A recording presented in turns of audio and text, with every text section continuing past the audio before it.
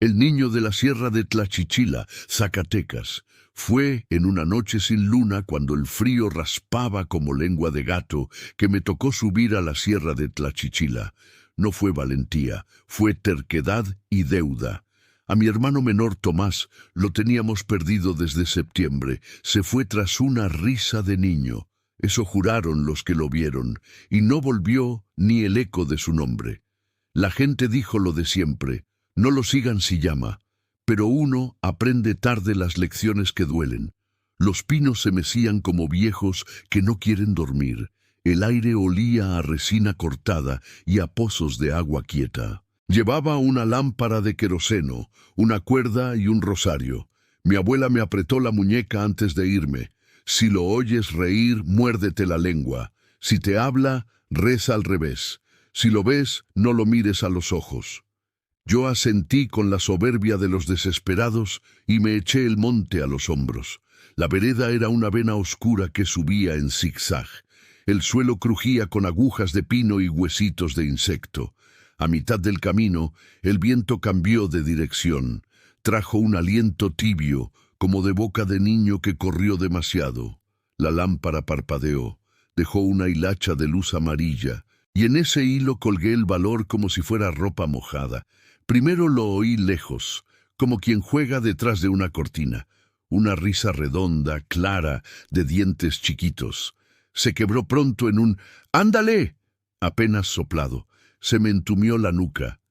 «Niños de noche no dicen ándale», resonó la voz de mi abuela. Me mordí la lengua hasta probar hierro. Seguí subiendo sin voltear la cabeza, pero la risa rodó por el suelo como canica traviesa y se me quedó pegada al talón. «Tío», dijo entonces, chiquito como desde una caja, «no tengo sobrinos». «Tío, ven». La voz se rebanó en el aire y dejó un olor a leche cortada. Cerré los ojos un momento. Les juro que el monte respiró 2 veces, muy hondo, como si alguien debajo del suelo se estuviera acomodando. Llegué a La Rayita, el corte del bosque que parte el mundo en 2. Ahí se sienten las cosas más cerca de lo que deben. La lámpara mostró troncos con cicatrices, raíces como dedos nudosos, y entre 2 sombras vi la pelota. Era de cuero viejo, con costuras de hilo grueso. Rodó solita hasta mis botas, se detuvo obediente, no la toqué. «¿Me la avientas?», pidió la voz, sonriendo. Mi lengua seguía mordida. El sabor a sangre me ancló al suelo. La pelota retrocedió con un empujoncito invisible y entonces vi las huellas. Pequeñitas, descalzas, húmedas, se internaban en la parte más apretada del pinar, donde el aire se angosta y los pájaros ni pasan. El silencio cambió de textura. Ya no era vacío, era atención. Los árboles dejaban caer gotitas sin lluvia. Me caían en la frente heladas con olor a metal. Di 3 pasos. La lámpara hizo un quejido y volvió a parpadear. Algo corrió a mi derecha, pasos cortos, veloces, un trotecito juguetón. «No me alcanzas», canturreó. Yo no me moví.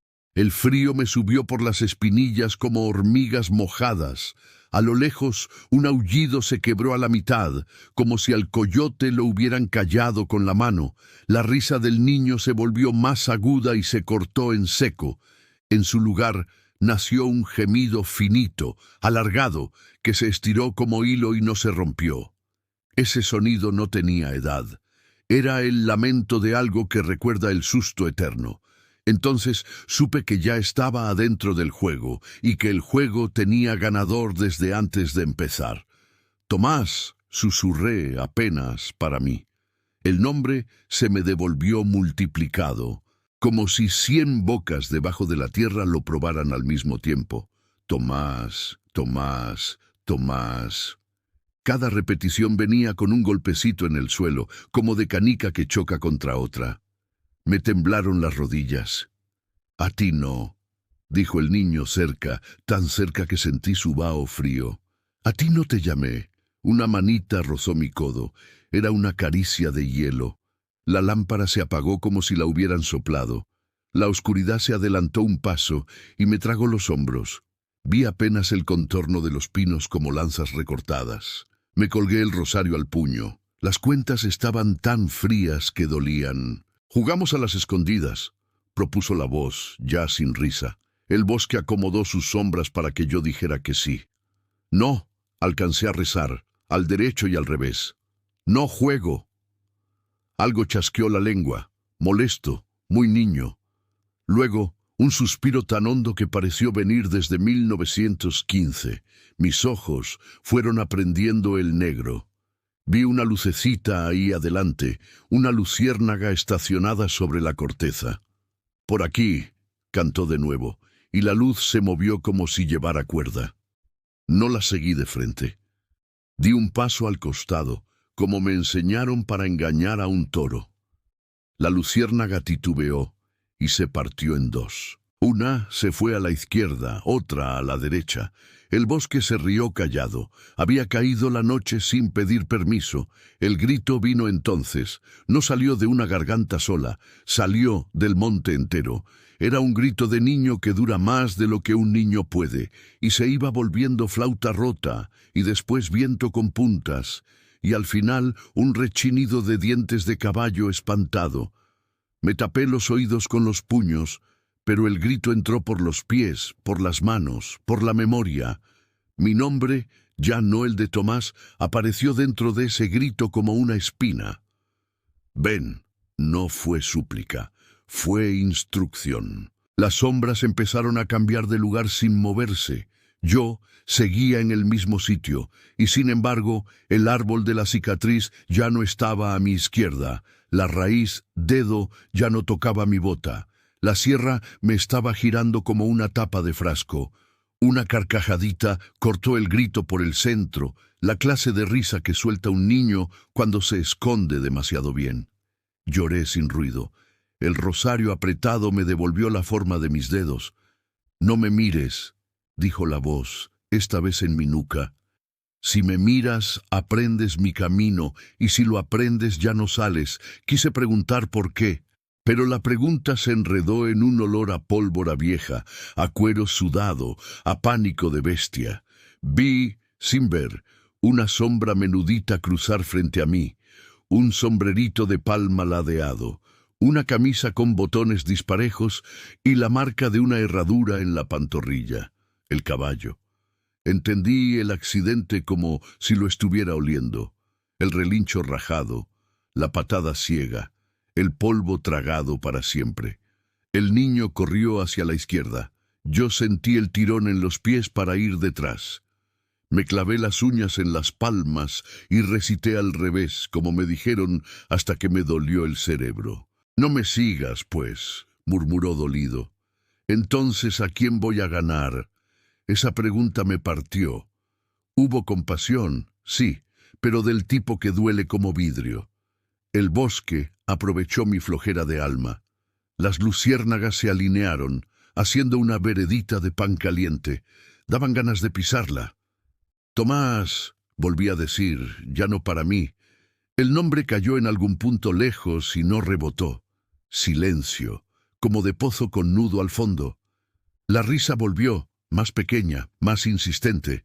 Luego pasitos rápidos detrás de mí. Un dedo helado me tocó la columna. Tuve la certeza de que si me volteaba, vería una cara de barro, ojos muy brillantes y una boca chiquita, torcida de susto eterno.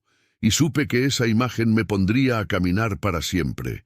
Di un paso lateral más, luego otro, rozando el tronco con el hombro, hasta sentir una corriente de aire que olía a casa.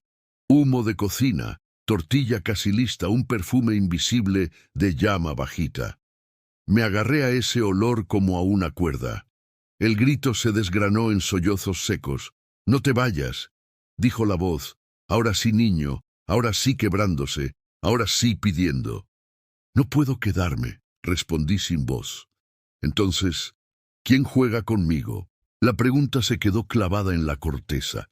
Yo retrocedí sin darle la espalda, hasta que la lámpara de puro milagro revivió en un brochazo de luz. Vi troncos conocidos, vi la vereda que mi cuerpo recordaba, vi la pelota a lo lejos, ya quieta, y un hilito de niebla que se retiró como gato ofendido. No corrí. Caminé con el corazón en la boca y el nombre de Tomás como piedra en la lengua. Abajo, la sierra soltó un suspiro largo, y la risa se volvió otra vez risa, apenas, tan breve que dio ternura. Me detuve un segundo. «Buenas noches, Sebastián», dije como saludan los que no quieren tentar. «Gracias por no aprenderte mi camino». Tomás no volvió. A veces, cuando sube la bruma y se oyen canicas en la tita, dejo una camiseta limpia en la rama de un pino. Siempre amanece seca, acomodada, como si unas manos pequeñas la alisaran con paciencia. Yo ya no busco de noche. Aprendí que hay juegos que no son para los vivos. En Tlachichila, cuando el viento baja con olor a agua vieja, las abuelas cierran ventanas, los perros meten el rabo y los padres recuentan nombres como cuentas del rosario. Si alguna vez oyen un ándale donde no hay niños, no aflojen el paso, pero tampoco corran, no respondan. Márquense el cuerpo con las uñas, recuérdense el nombre al oído y bajen con la vista en el suelo, porque hay risas que nacen de día y se quiebran en grito al caer la noche. Y hay bosques que cuando por fin te abrazan, no te sueltan nunca. A veces por simple cariño, a veces porque también están solos. El misterio de la desaparición. En las remotas tierras de Durango, donde las montañas se alzan como gigantes silenciosos y el viento susurra secretos olvidados, existe un lugar que pocos se atreven a visitar, el Cerro del Muerto. Esta majestuosa sierra, que se extiende entre los pinos y las rocas, guarda una historia sombría que ha desconcertado a los aldeanos de la región durante generaciones. El cerro, lleno de belleza natural, también esconde en sus entrañas un misterio que ha dejado huella en la memoria colectiva de quienes viven cerca de él. La leyenda de este lugar está marcada por un acontecimiento que ocurrió hace varias décadas, cuando un hombre conocido por su destreza como cazador decidió adentrarse en la sierra. Su nombre era Ernesto Sánchez, un hombre nacido en las montañas, criado entre el eco de los valles y el canto de los animales salvajes, que había dedicado toda su vida a la caza. Era conocido por su habilidad para encontrar a sus presas, por su profunda conexión con la naturaleza y por su valentía, que lo llevaba a adentrarse en los rincones más remotos de la sierra, donde pocos se atrevían a ir. Un día, mientras las primeras lluvias de la temporada comenzaban a caer, Ernesto decidió hacer un último viaje, como él mismo lo había dicho, al Cerro del Muerto. Las montañas se cubrían de neblina y las sombras empezaban a alargarse, pero el hombre, confiado en su experiencia, se adentró sin temor. Había escuchado de la rica fauna que aún habitaba en esas tierras y se sentía atraído por el reto de cazar en el terreno más salvaje de la región. Sin embargo, nunca regresó. Cuando los aldeanos se dieron cuenta de su ausencia, comenzaron a buscarlo. A medida que pasaban los días y las semanas, su desaparición se convirtió en un misterio. Algunos pensaron que había sufrido un accidente en las escarpadas laderas, otros sospecharon que podría haber sido atacado por algún animal salvaje, como el puma o el jaguar, que solían habitar esas montañas. Pero nunca se encontraron rastros de él. Su rifle fue hallado abandonado junto a una mochila desgarrada, pero no había ni un solo signo de su presencia. A pesar de las exhaustivas búsquedas, Ernesto Sánchez nunca apareció. Los aldeanos, desconcertados por su desaparición, comenzaron a hablar de algo extraño. Con el paso de los años, la historia del cazador desaparecido se transformó en una leyenda, y comenzaron a decir que su espíritu había quedado atrapado en el Cerro del Muerto, condenado a recorrer las mismas rutas una y otra vez, buscando algo que jamás encontraría.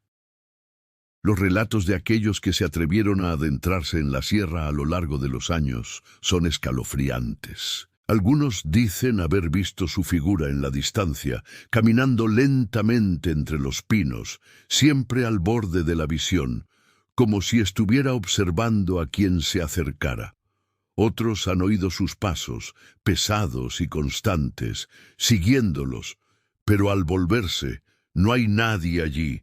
Es como si el hombre estuviera atrapado en un ciclo eterno de búsqueda, condenado a vagar por la montaña sin poder encontrar la paz. Los ancianos del pueblo aseguran que, en las noches de luna llena, se puede escuchar su nombre en el viento, susurrado entre las rocas y los árboles, como un eco lejano que parece nunca cesar. Algunos aseguran que cuando el viento sopla fuerte, se siente una presencia extraña, como si alguien estuviera caminando a su lado.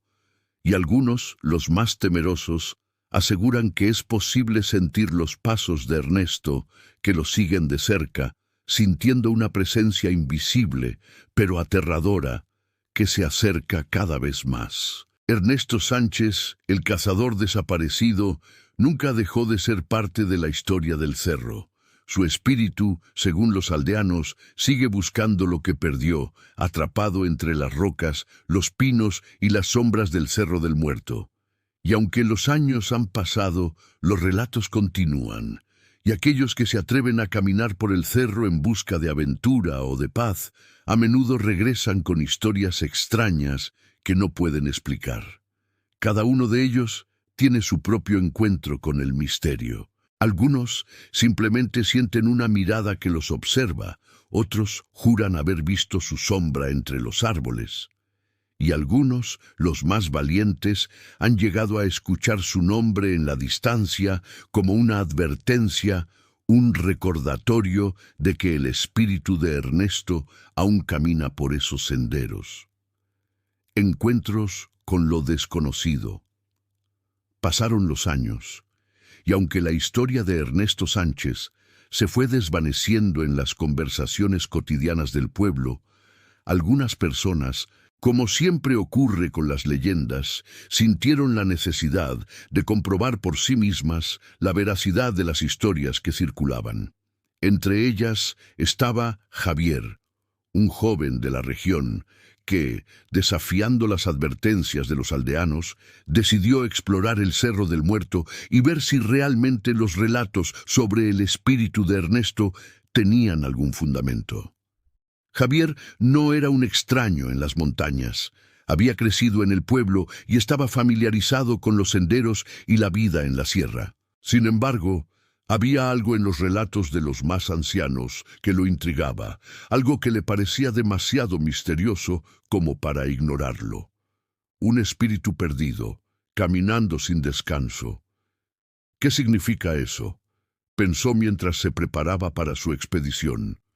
Con un rifle a su lado y un par de provisiones, Javier emprendió su camino en una tarde cálida de otoño. La sierra, aunque majestuosa, parecía un lugar sereno y tranquilo al principio, con sus árboles altos y el aire limpio. El sol se despidió lentamente, pintando el cielo con colores dorados y anaranjados, mientras las sombras comenzaban a alargarse por entre los pinos. Al principio, Javier se sintió en paz. Había recorrido muchos caminos por aquí y nada parecía extraño. Pero a medida que avanzaba hacia el interior de la sierra, el ambiente comenzó a cambiar. El aire, antes cálido, se volvió denso, cargado de una humedad inquietante. Los sonidos de los animales, que antes eran parte del paisaje, comenzaron a desvanecerse poco a poco. No era un silencio natural, sino un silencio espeso, como si el mundo alrededor de él hubiera detenido su curso. Javier comenzó a sentirse incómodo, como si algo estuviera fuera de lugar. Un viento frío comenzó a soplar entre los árboles. Javier miró hacia el cielo, pero las nubes no parecían inminentes. Era un viento extraño que parecía tener una intención propia, que le helaba la piel y le erizaba los vellos del cuello. El crujir de las hojas secas bajo sus botas se convirtió en un sonido estruendoso, en un espacio que ahora parecía vacío. En ese momento, Javier entendió que algo estaba por suceder, pero no sabía qué. La noche ya estaba cayendo, y Javier sabía que debía encontrar un lugar donde acampar. A lo lejos, a través de la niebla que comenzaba a formarse, vio una figura en la distancia. Una figura humana, alta, caminando lentamente entre los árboles. Pensó que podría ser un cazador local o alguien más que había tenido la misma idea que él. Pero algo en esa figura le resultaba extraño. La silueta estaba desdibujada, como si fuera una sombra que flotaba en la neblina sin tener una forma sólida. Javier la observó fijamente, intentando distinguir algún detalle. La figura no se movía de manera natural. Era como si estuviera flotando, casi sin pisar el suelo. Sin embargo, con cada paso que daba, la figura parecía acercarse a él, lentamente. El corazón de Javier latió con fuerza. Esa presencia no era humana. Con miedo creciente, Javier comenzó a caminar en dirección opuesta, pero el silencio se rompió con un sonido que heló su sangre. Un sonido de pasos, pesados y calculados, como si alguien estuviera siguiéndolo. No era el eco de sus propios pasos, no era el viento, era una presencia, algo que lo estaba acechando y podía sentirlo cada vez más cerca. Javier aceleró su paso, su respiración se volvía más rápida y agitada. Miró atrás una vez más, pero la figura ya no estaba visible. En su lugar, la niebla se había cerrado completamente, sumiendo todo a su alrededor en una oscuridad espesa y desconcertante. Pero los pasos seguían, como si alguien estuviera pisando tras él, muy cerca, demasiado cerca. De repente, todo se detuvo. El sonido cesó y el aire se volvió pesado. Javier se detuvo en seco. Miró alrededor, buscando algo que pudiera explicarlo, pero no había nada. El cerro estaba tan callado, tan inmenso, que la sensación de estar atrapado en un sueño comenzó a invadirlo. Comenzó a preguntarse si lo que estaba experimentando era real. En ese instante lo vio. La figura, ahora mucho más cerca, emergió de la niebla. Era un hombre, o al menos lo parecía. Estaba vestido con ropa de cazador, como las que se usaban en tiempos antiguos, con un rifle en la espalda y un sombrero que cubría parcialmente su rostro. Pero algo en él no era normal. La figura estaba pálida, casi translúcida, como si la luz no pudiera tocarla. Su rostro, aunque visible, no parecía humano. Estaba vacío, sin expresión, como una máscara vacía que no reflejaba vida. La figura avanzó hacia Javier y por un instante no pudo moverse. El miedo lo había paralizado. Cuando la figura estuvo frente a él, levantó una mano como si quisiera señalarlo, pero no dijo una palabra. Era un silencio aterrador, un silencio que hablaba de sufrimiento, de tiempo detenido, de una búsqueda interminable. Javier, con la piel cubierta de sudor frío, dio un paso atrás, pero sus piernas no respondían. Un murmullo bajo, apenas un susurro, comenzó a salir de los labios de la figura. Era su nombre. Javier, lo repetía una y otra vez. El nombre resonaba en su cabeza como un eco lejano hasta que se detuvo de golpe. En ese instante, la figura desapareció, como si nunca hubiera estado allí, dejando solo la niebla y el viento. Javier, tembloroso y completamente desorientado, comenzó a caminar de regreso, decidido a abandonar el cerro lo antes posible. El silencio había regresado, pero algo le decía que no estaba solo, que de alguna manera el espíritu de Ernesto Sánchez seguía buscando algo y que de alguna manera lo había encontrado a él. La búsqueda eterna. Javier descendió sin rumbo, tropezando entre sombras. El sendero conocido ya no respondía a memoria. Olía a pino húmedo, hierro y tierra removida, reciente. La neblina raspaba la garganta, amarga, persistente, áspera. Le zumbaban los oídos con un rumor subterráneo, un rumor de agua lejana y pasos muy lentos. Creyó oír voces del pueblo, suaves y dispersas. No eran voces, eran ramas frotando como rezos. El frío se pegaba a la piel, casi líquido, y el miedo alternaba con una calma extraña, dulce. Se detuvo junto a un claro, abierto como herida. Las piedras formaban medias lunas, alineadas hacia poniente. El viento bajó sin aviso, cortante y complaciente. La niebla se abrió un palmo, mostrando huellas recientes. Eran huellas enormes, profundas, pesadas, muy viejas. Javier midió una con su bota, vacilando. La suya coincidía, exacta, con la huella marcada. Sintió un tirón en el pecho, mezcla de duda. Pensó en Ernesto, en su mochila desgarrada, muda. ¿Y si sigo mis propias huellas sin saberlo? El cerro cambió de voz, ronco y compasivo, súbito.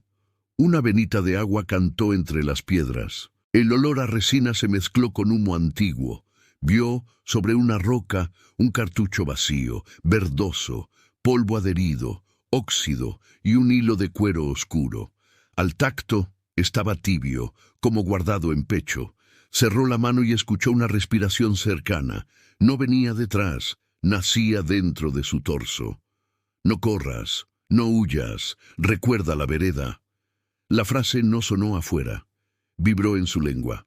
Javier dio 3 pasos, con una paz prestada, breve. La sierra parecía madre. Lo arropaba sin juicio. Luego cayó un silencio negro, vertical, punzante. Un cuervo graznó, rajando el cielo, sin eco. Los pinos se curvaron como arcos tensados, quietos. Las sombras se afilaron, dibujando figuras quebradas. Una silueta apareció, a 2 cuerpos de distancia. Tenía el sombrero ladeado, el rifle a la espalda. No caminaba, se balanceaba, como colgado de hilos. Los ojos vacíos reflejaban la misma niebla. Javier habló sin aire. Ernesto, yo no te busco. La figura inclinó la cabeza con mansedumbre antigua. El rifle chirrió contra la correa, gesto mínimo. Un olor a pólvora mojada se extendió despacio. Yo tampoco me busco, dijo la figura gastada. Busco al que camina detrás de mis pasos. Javier quiso volverse. La nuca pesó plomo. El claro se volvió largo, como un pasillo estrecho.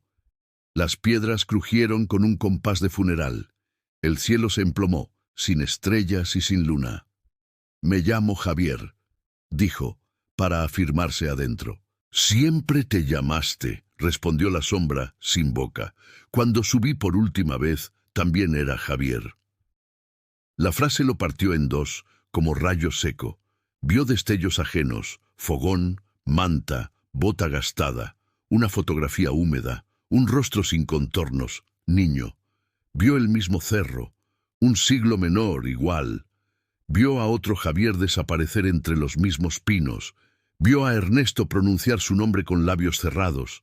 Los nombres rotaban como ruedas sin centro, eternas. La compasión llegó de golpe, cálida y salobre. Javier alargó la mano temblando, sin cálculo. La figura imitó el gesto, lento, agradecido, torpe. Cuando los dedos se rozaron, hubo un golpe sordo.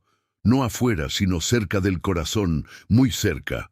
Un recuerdo ajeno encajó en su memoria propia. El disparo en la barranca, el eco mal contado. La caída breve, la piedra, el silencio con prisa. Nadie escuchó. El cerro guardó el secreto ardiente, y el cazador se volvió rumor, y luego vereda. Te quedaste buscando tu error entre mis pasos. Javier lo dijo sin pensarlo, con voz prestada. La figura asintió, casi aliviada, casi arrepentida. Y tú buscas salvarme para salvarte a ti. El viento cambió, trayendo olor a pan tostado. Algún rancho lejano encendía la hornilla, temprano. La ternura dolió tanto como el miedo rasgado. Javier bajó el rifle, como quien baja la frente. ¿Cómo termina?, preguntó, niño ante el catecismo. No termina, dijo el cerro, usando todas las bocas. Entonces la niebla habló con cientos de pisadas. No avanzaban, retrocedían y avanzaban confundidas, torpes. Javier comprendió la trampa, dulce como cuna. El camino no llevaba abajo, giraba sobre sí. El cerro no retiene cuerpos, cultiva decisiones tardías. Cada huella es una pregunta que nadie contesta. Ernesto, Javier, rueda sin borde, incansable. Rompe el ritmo, pensó, desanda sin seguir mis sombras. Cerró los ojos, olió el pino, oyó el agua. Dio un paso lateral, ajeno al rastro aprendido. El claro respiró distinto como bestia sorprendida, mansa. La figura de cazador vibró, perdiendo sus contornos. Se volvió bruma con olor a pólvora vieja. Los pinos enderezaron el lomo, volviéndose rumor. Un gorrión ensayó 3 notas, tímidas y limpias. «Vete», dijo la bruma, «pero no vuelvas buscando». Javier bajó la vista, acaso llorando sin ruido. La compasión se volvió espina, la duda, abrigo tibio. Dio otro paso lateral rompiendo la rueda firme. El descenso apareció sencillo, como si siempre. No corrió, no quiso tentar la memoria ajena. Miró una última vez el claro y sus piedras. No había figura, solo un hilo de agua. Pensó en el pueblo, en pan, fogón y charla. Pensó en Ernesto, en todos los nombres rotando. Si cuento esto, alguien querrá repetir la senda. El cerro, detrás, guardó silencio, aprendiendo otro nombre. Y en ese instante, el viento dijo, «Javier, muy quedo». Él no miró atrás, dejó que fuera eco.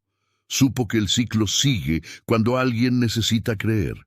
Desde entonces, nadie asegura que vio realmente. Javier volvió, pero habla en voz baja, intermitente. A veces ríe, a veces calla, como confesión. Dice que el cerro es fiel, pero cobra caro, que no roba vidas, ofrece espejos con prisa, que el espíritu del hombre busca, sí, sin tregua. Busca al que llega creyendo que sube solo, y que la salida verdadera no es hacia abajo. Es lateral, discreta, como un perdón imperfecto. Durango escucha y la sierra acuerda sin prometer paz. La muerte del minero en la sierra de la Mojonera, Coahuila, fue en un verano seco, cuando ni las chicharras se atrevían a cantar. Allá por los rumbos de la sierra de la Mojonera, en Coahuila, detrás de los mezquites flacos y los lomeríos polvosos que miran de reojo a Ramos Arizpe, Arteaga y General Cepeda. Les voy a contar lo que me platicó el tío Filemón, minero viejo, manos de piedra y voz de agua negra, la última vez que nos juntamos a tomar café de olla afuera de la tienda de don Teófilo, ya casi anocheciendo. Decía el tío que en aquellos años de veta alta y nómina corta, cuando la plata salía de las entrañas como promesa, funcionaba la mina La Resolana, encaramada en un hombro de la sierra. Turnos de 12 horas, carburo a mitad, tortillas duras y rezos flojos. Ahí trabajaba Jacobo Cobo Galindo, barretero fino, hombre de risa escasa, mirada derecha y orgullo entero. Cobo no se metía con nadie, nomás con la piedra. Pero la piedra tiene oídos, y los hombres, sombras. Se contaba que en su cuadrilla había otro, Celestino Arámbula, apodado el Celes. De esos que se les sube el coraje por la nariz cuando la báscula marca poquito y el capataz ni los saluda. Una tarde, bajaron juntos al 3er nivel, a donde el aire bajaba caliente y subía envenenado. El último que los vio fue el velador de jaula, que juró oír un pleito ahogado, un insulto breve y un golpe sordo, de esos que no rebotan, se quedan. Esa noche, Cobo no subió. Buscaron con prisa primero, con miedo después. Nada más encontraron su lámpara hecha trizas y un surco de tierra removida junto a una cepa de madera, como si la misma mina hubiera tragado saliva. El Celes dijo que Cobo se había adelantado por otro rumbo, que seguro andaba encaramado en una galería vieja. Pero el velador, con los ojos tiznados, nomás apretó los dientes y se hizo la cruz. No hubo cuerpo, y donde no hay cuerpo, no hay velorio. Pero donde no hay velorio, el alma no aprende el camino. Al 3er día, empezaron los ruidos. Traqueteos de barra sin mano, tac, tac, tac, con pausa de respiración, como si alguien midiera la veta y le faltara tiempo. El capataz mandó cerrar el nivel por seguridad, pero todos sabíamos leer la otra palabra: temor. Las luces vinieron después. Primero una canica pálida que se asomó al boquete, luego dos, como ojos cansados, y a la semana un collar de luciérnagas que respiraba lento, metiéndose y saliendo de la boca de la mina con la paciencia de los que no duermen. Los perros del pueblo se negaban a arrimarse, se echaban panza arriba y temblaban, como si la tierra gruñera cosas que uno no entiende. El padre Ruperto subió con hisopo y salmo, rociando bendita como si fuera cal en pared fresca. Las luces se escondieron, sí, pero el sonido siguió, más terco, más hondo, como si hubiera aprendido latín, y cada que el tañido se arrimaba a la superficie, alguien en el pueblo amanecía con la garganta cerrada, la lengua de palo y los dientes apretando aire, como masticando un miedo que no se deja tragar. Una tarde, el Celes entró a la cantina de don Teófilo con la camisa pegada a la espalda, pidiendo sotola vasos delgados. Vieron a Cobo en la tranca, dijo, pero lo dijo sin mirarnos, hablándole al piso. A nadie le gustó la broma. Solamente el tío Filemón, con su calma desgranada, preguntó qué había visto exactamente. «Una lámpara flotando a mi costilla», murmuró, «y las canicas siguiéndome como perritos». Esa noche el viento bajó caliente de la sierra, con olor a moneda recién mordida.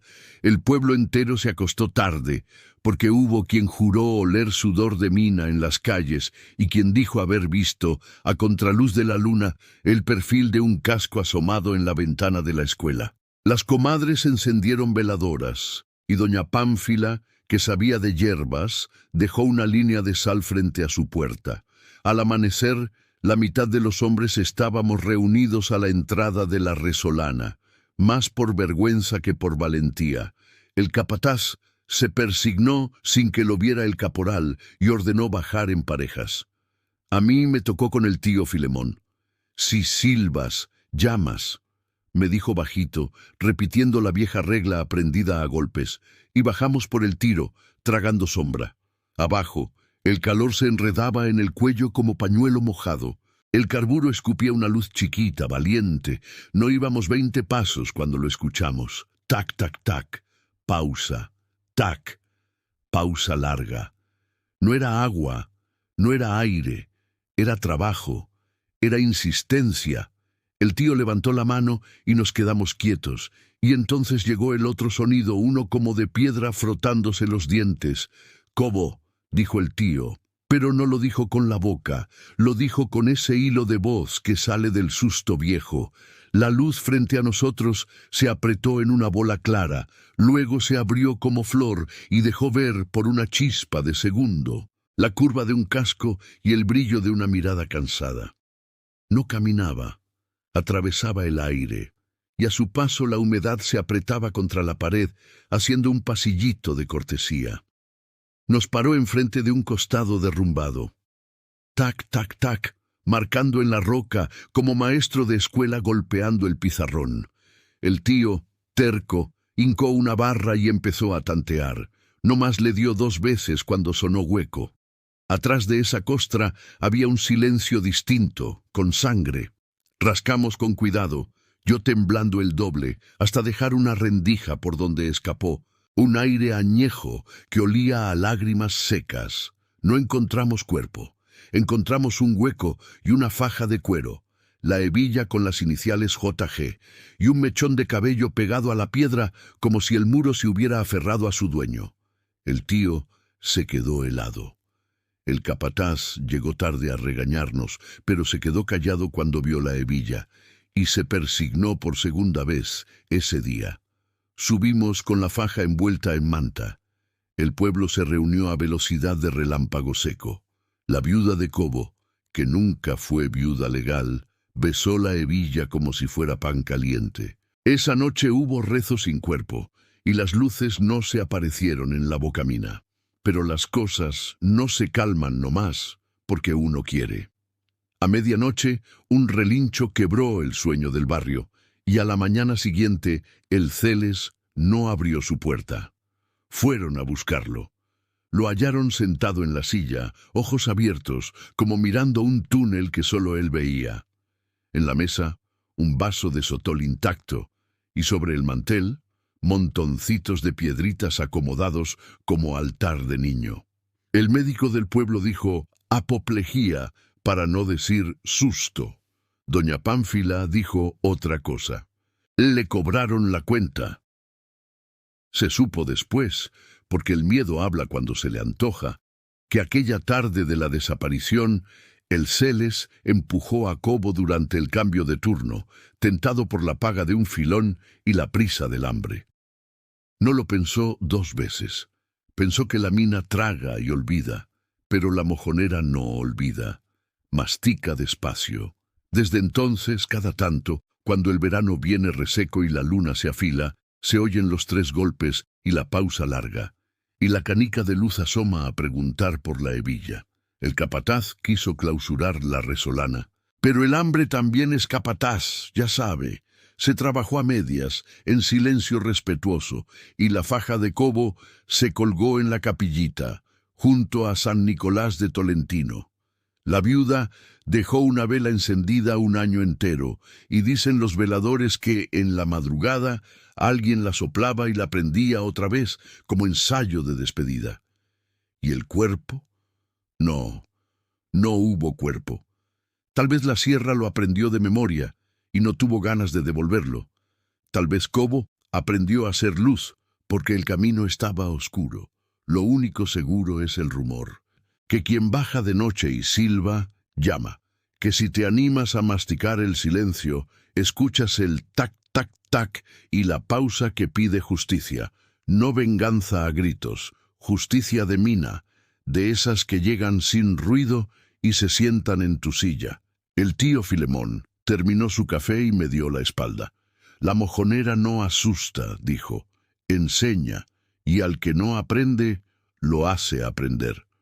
Desde entonces, cuando el calor aprieta y el aire trae ese olorcito a moneda, yo le hablo quedito a la sierra, como quien saluda a un vecino que guarda secretos. Porque hay hambres que no son de pan, y hay almas que no descansan mientras la piedra no hable, y si eso les pone la piel chinita, espérense a que les cuente lo que se mira cuando las luces se multiplican como enjambre y el golpe se vuelve coro en las galerías viejas. Pero esa, mis hijos, es harina de otra beta. El diablo de la sierra de Arteaga, Coahuila, fue en un otoño claro, de esos que huelen a leña y manzana agria, cuando ni los coyotes se animaban a cantar temprano.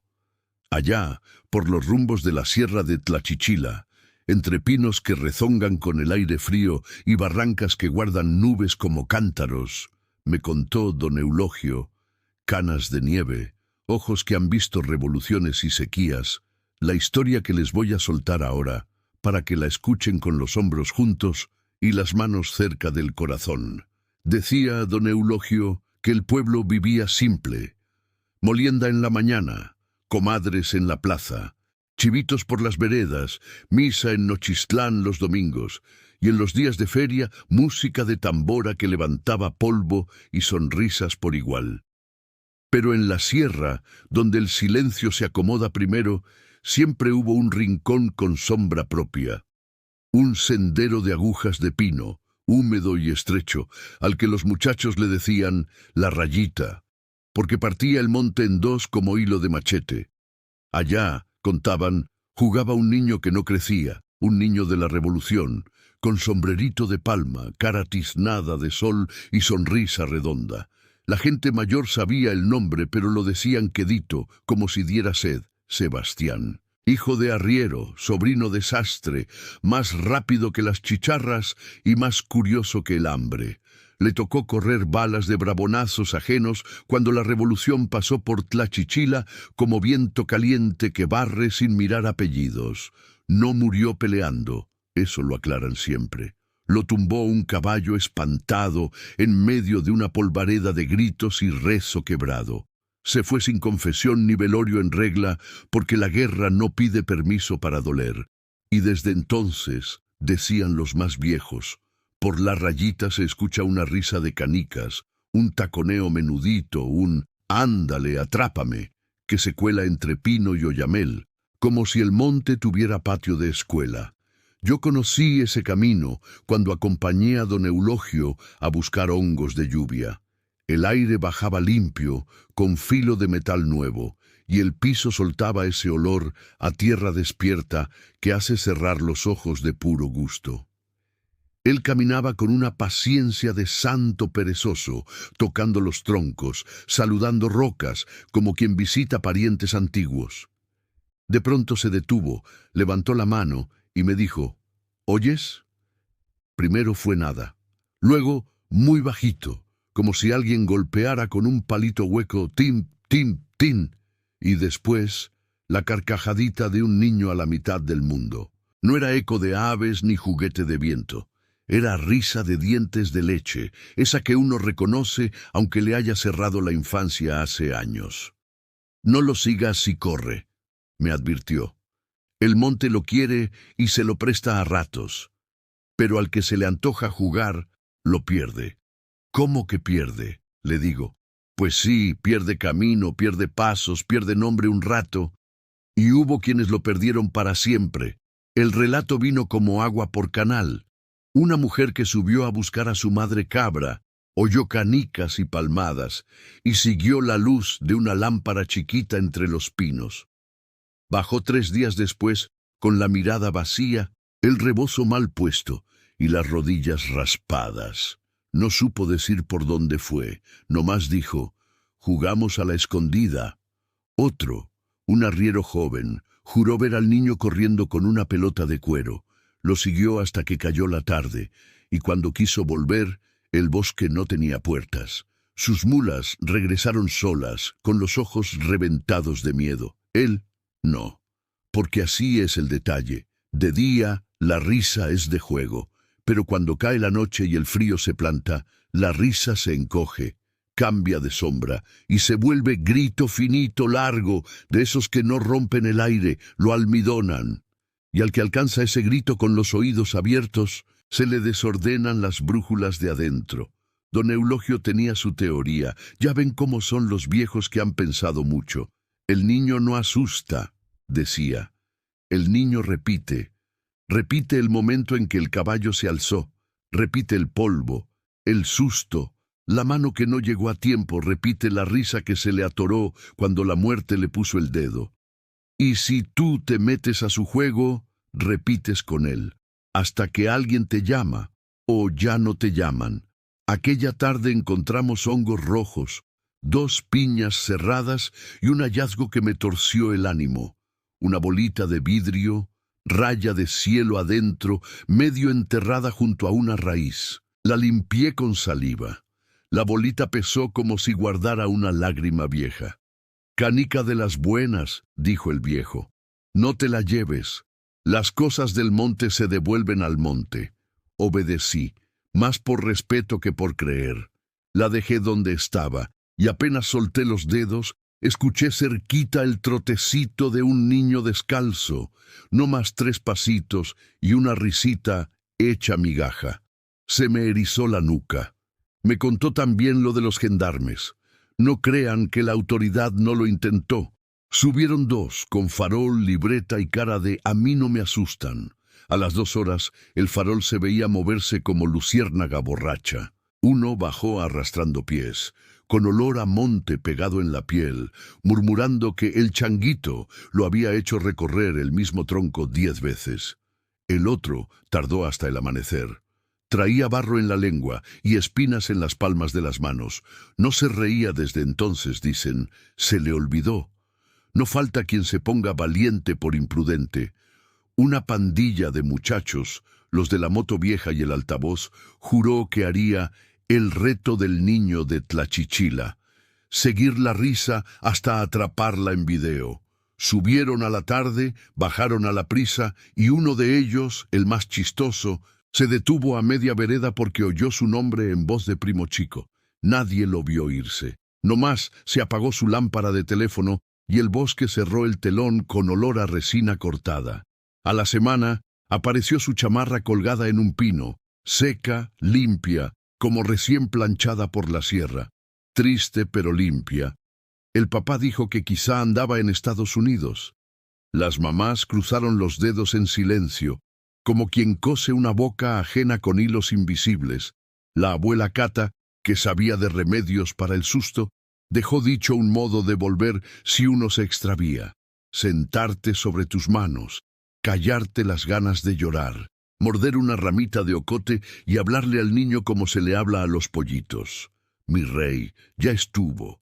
Ya, déjame tantito, mira, mañana jugamos más. Dicen que a veces funciona. Dicen que a veces el bosque devuelve camino como quien regresa a un cambio exacto. Dicen también que no se debe seguir la risa si ya huele a agua estancada, porque ese es el aviso de que se hizo de noche sin que te dieras cuenta. Una vez, no más una, yo lo escuché clarito.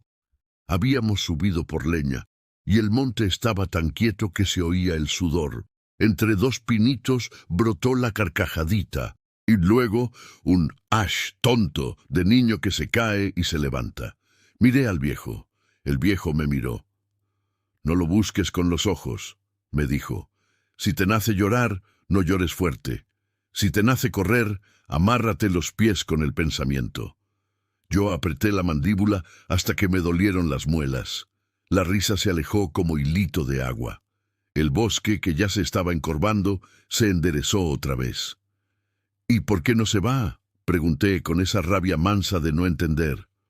«Porque nadie lo despidió como Dios manda», dijo.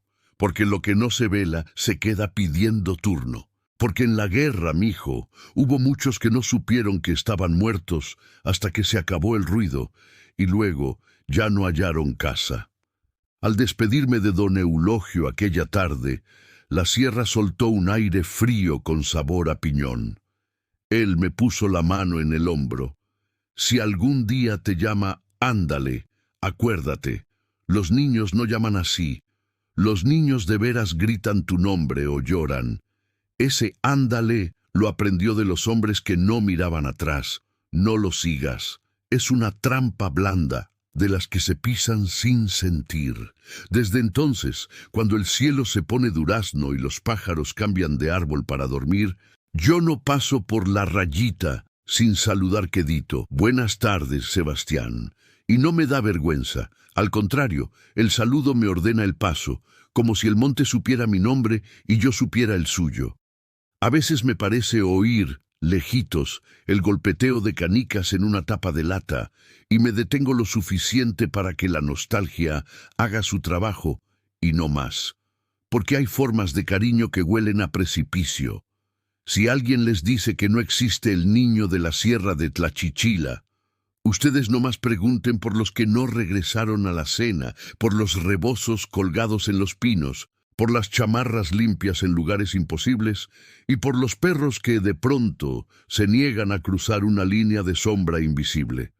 Pregunten a las abuelas que ponen sal bajo la almohada de los chiquillos y a los padres que se levantan de madrugada, sin razón, nomás para ver si respiran parejo. Yo no vengo a espantar a nadie, vengo a contar lo que se cuenta, con el respeto que se le tiene a los ausentes presentes. Dicen que, a veces, cuando la brisa baja cargada del olor del mezquite, la risa vuelve a ser risa y por un ratito el grito no nace. Como si el niño encontrara, por fin, un patio sin balas donde jugar a las escondidas sin perder a nadie. Ese día, dicen, el monte sabe diferente, a pan de feria y a agua clara. Y si alguna noche, por necio o por valentón, oyen a lo lejos un «ándale, chiquito», acuérdense de don Eulogio y de estas palabras: las trampas más finas se tejen con hilos de infancia. No todos los juegos son para todos los caminos. Y en Tlachichila, Zacatecas, donde la revolución dejó cuentas pendientes, hay un niño que todavía juega. Déjenlo ganar de día con un «buenas tardes», y no lo sigan de noche, por mucho que los sonría. Porque hay risas que se quiebran en grito y bosques que cuando abrazan ya no sueltan. La dama de la niebla en la Sierra de 14, San Luis Potosí, niebla cerrada.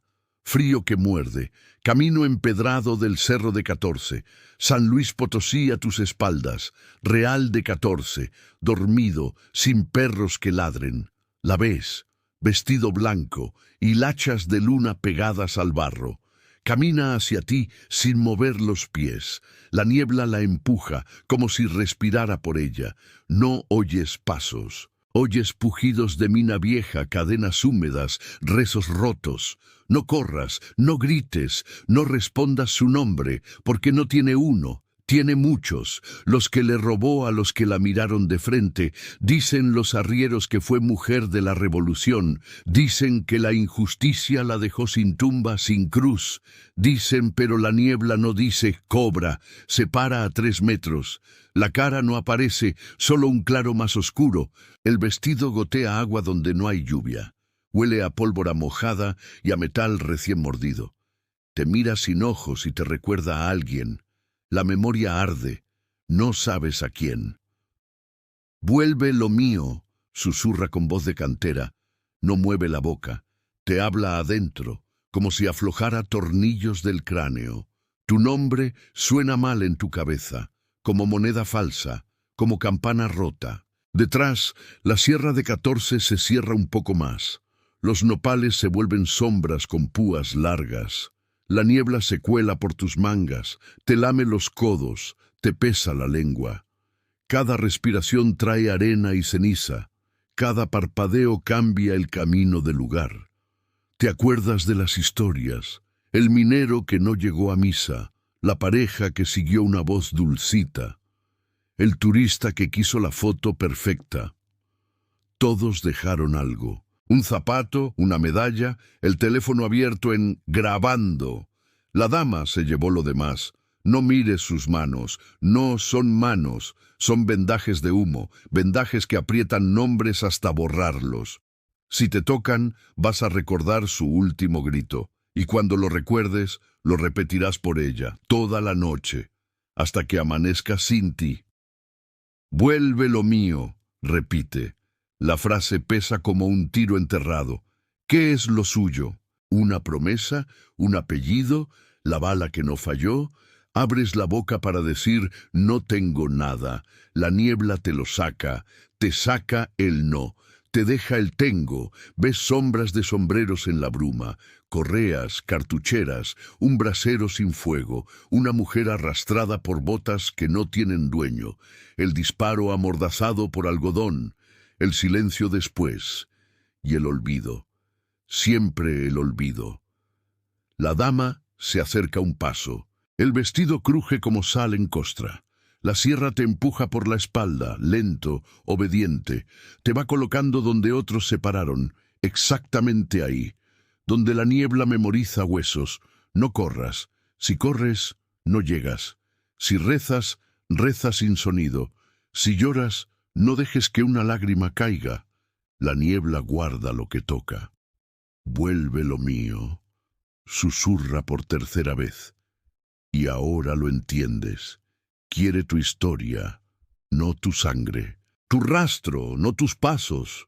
Tu voz diciendo me perdí, para coserla a otras voces en su pechera blanca. Te tiende la mano. La niebla late. El camino se borra como pizarra mojada. Real de 14 deja de existir por un instante. La Sierra de 14 te aprende el nombre, y tú, si lo pronuncias, ya no te pertenece. La dama sonríe sin boca, agradece sin gesto. La noche hace clic, como cerradura vieja. Y los aldeanos, mañana, encontrarán solo esto en el empedrado.